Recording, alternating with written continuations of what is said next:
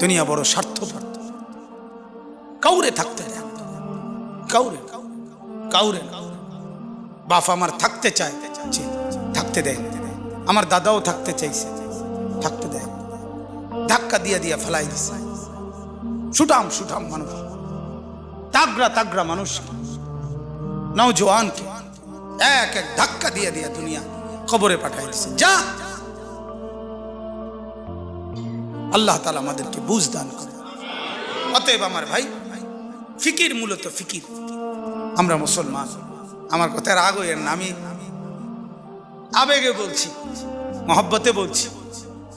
যারা দাড়ি clean shave করেন, দাড়ি কাটেন, তাদের কাছে আমার অনুরোধ, আপনি আরেকবার ভাবেন কেন কাটতেছেন।